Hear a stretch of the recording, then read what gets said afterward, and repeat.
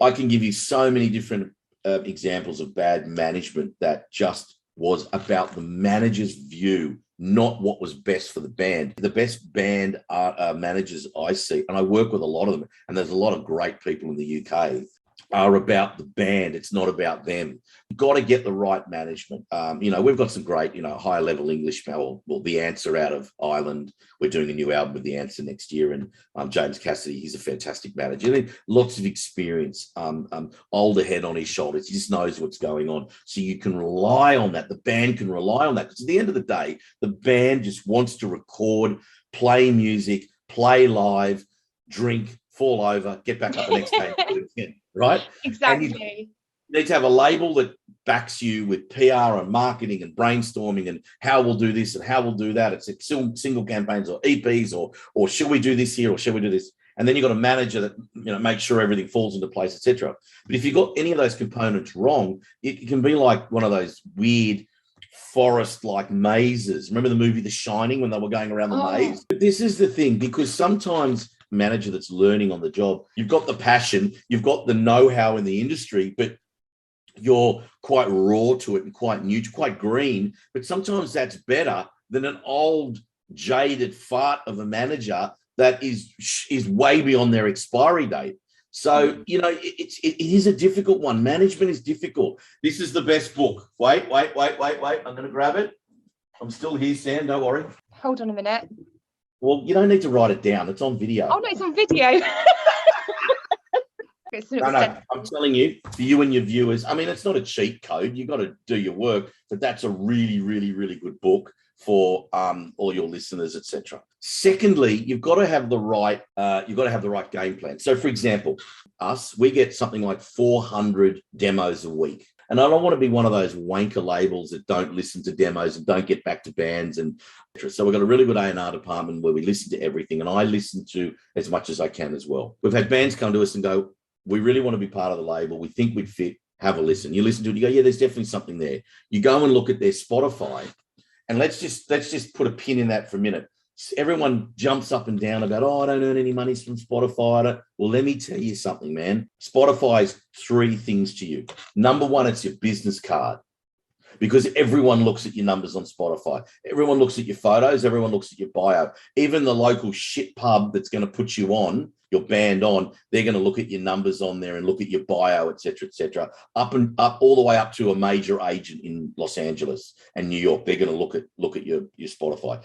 So make sure your Spotify bio is up to date. Make sure your photos are all right and change them regularly. Make sure your banner's right and it fits. And the other thing that you've got to make sure that you do, which is really important, and this is what's happened a few times, is I talked to a band last night. He's had 3 albums out in like a year. And I said to him, it's just too much. He said, well, I don't know how to get publicity, I just know how to put out albums. And it's like, yeah, but that's not helping you, because when you look at it, you've got 24 followers and 3 albums out with no streams. A lot of bands and artists, they do feel pressure to keep releasing new stuff. I think, and certainly during COVID, I mean, we did a huge album right over COVID for Riley's LA Guns. It was one of the most successful albums LA Guns had done. And we did 4 singles over a year, and then we dropped the album digitally, physically, CD, vinyl, and it was a huge success. And these guys didn't even do 1 show because of COVID. So there's certainly ways to do things. So, we had a band in Montreal called the Dangerines, which you would absolutely love. They're very much strutsy, strokesy kind of rock and roll. And these boys are horribly good looking. Like, it's just annoying. You get on a Zoom with them and they're so good looking. It's like, just take your camera off. I don't need to see this. They'll drink beer and smoke cigarettes and, the whole rock and roll lifestyle, and they're good looking boys, and they can play music and they live it. And sounds like my band. Wink, wink. There you go, the Raz. and Dangerings, I said, pull down the album. There's no streams. Let's go again and let's do this methodically and properly. Yeah. Let's release a video. Let's release a single. Let's release a video. Let's release a single, etc. It's all about the narrative and building the foundations. And it can take 18 months, but just you got to play your gigs, go slow, do it properly, cut through everything. So That's sort of what we stick to, and it works. I'm talking about a young band that needs to prove themselves. Now, if you've got a band like Filter or The Answer or Vanilla Fudge or Jefferson Starship, we've got 3 members of Guns N' Roses. You put a Gilby Clarke album out, I don't need to do that. Although with Gilby, we did 3 singles as well. So, because it was over COVID. But, you've got to have a plan, a method, and a narrative to suit your band. That's my advice.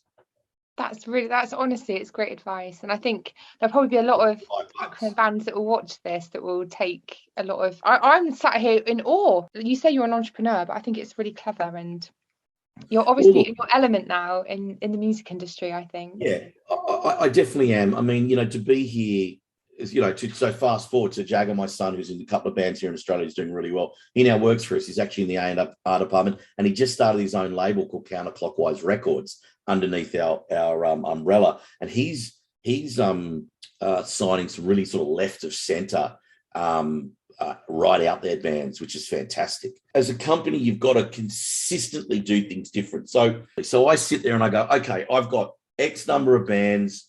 I do interviews, I do podcasts, I do lots of different things to promote the brand and to promote the band. So that's great. That's what all this is about. People get to know us, and maybe there's a band watching this that says, I really like that philosophy.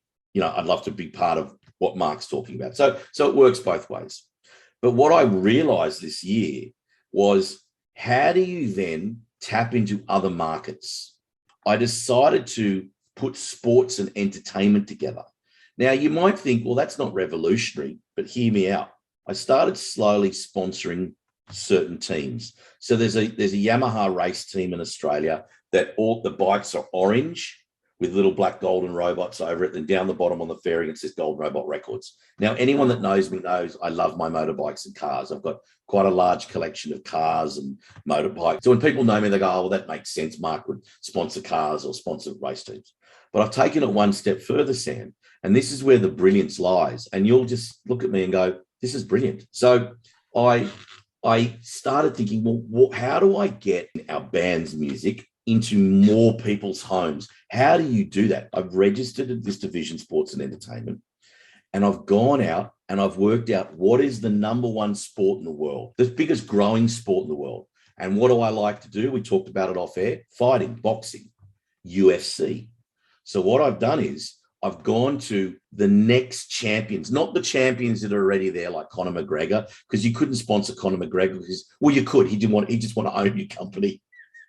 I said to his manager, how much would it cost for Conor to wear a Golden Robot t-shirt? He said, it's not about the cost. He would want to own your brand and then he'd wear it. So you've got to start a little bit lower. So you start at, who do you think is going to be the next champion? I've gone and signed the next up-and-coming female and male UFC fighters. And what we do is they wear Golden Robot t-shirts training, and we put music over the training video. So let's say the Now in the UK have a new single coming out. So then all of a sudden, their 1.1 or 2.4 or 3.8 million followers are watching them in fighting videos with the music overlaid. And at the end of the video, it shares the music. Then they wear our gear, which promotes the brand, which pushes people to the website. And here's the clincher. In all our deals, we have the ability to, with the fighter, choose their song that they walk out to the octagon with. So if that's a pay-per-view event, that's millions of people where I can launch a single for the first time as the fighter's walking out, playing it in the arena, wherever it is in the world. So I don't see any other record labels doing that. I don't see anyone else thinking, well, hang on, Hardcore Superstar in Sweden, one of our bands, has got a single dropping out. Hot Shell Ray from America, who are TikTok darlings.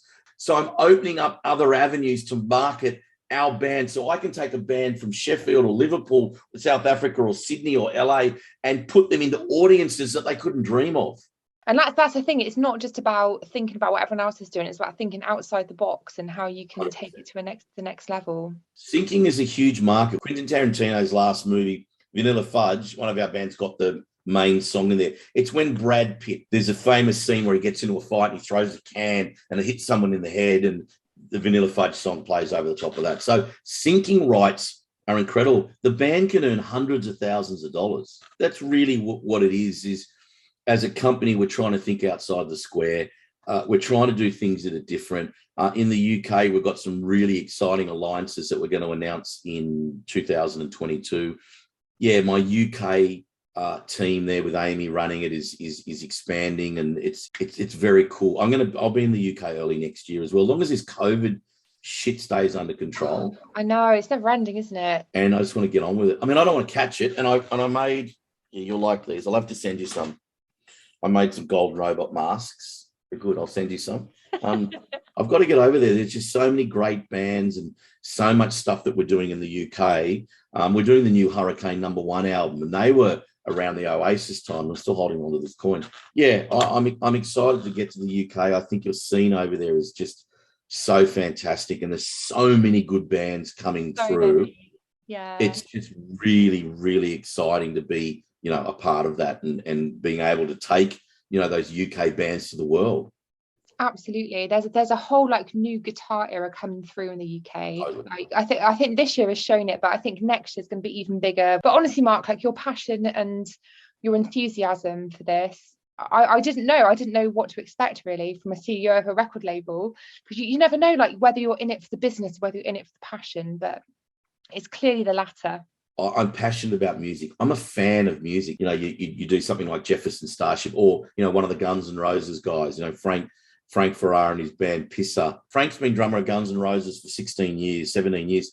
You can't, if you're a drummer, that's the best gig in the world. So you've got to read this book. Yeah, I've heard honest to goodness, honest to God, it is absolutely incredible. Like it's his whole life and just absolutely amazing. You see the little picture? Oh, it's you and Dave. Oh, no, I did see that. Yeah. I noticed that the other day because you followed me the other day and I was like, oh my God, that's Dave Grohl. Hang on, you followed me. Let's be upfront. Come on, Sam. And I said no, and then you came back and I'm like, I was like, sorry. Oh, please, Mark, please, just once. Just for a week. Let me follow you for a week. It's so interesting. And he's just the most humble guy ever. Totally humble. I met him once a year. The widow of Dimebag Darrell, from Pantera that got shot. There was a big show on. They were raising money. And out the back, everyone was mingling. And you had Dave Grohl on the barbecue. You had, all the guys from Slipknot there, every top band. It was just great. It seems so right that Dave Grohl was barbecuing somehow. And we were talking, and I think he said he was cold. So I took my hoodie off and I gave it to him, and said he was wearing the golden robot hoodie. So that's when we took the another clever move. Always on the ball. Always on the ball. I would walk out of there naked if a rock star could wear a golden robot. No problem. I would risk arrest just to give them our gear. Yeah, sure, no worries. Yeah, don't worry about it. I'll be fine. Yeah, he is a really nice guy. And he's a very humble guy, and I got to say to you, most of the top people are, and that's why I won't deal with anyone that's up themselves or arrogant, because it's tough enough in this industry without dealing with egos. And that's the one thing. And I suppose to finish this off, the way that we run all this, and yes, I'm passionate and I love music and I'm a fan. And as I said, there's still moments where I pinch myself and go, oh, this is unbelievable.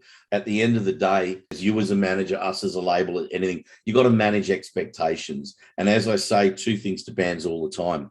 If we fuck something up, we'll apologize and fix it. If we do something well, we'll celebrate it with you.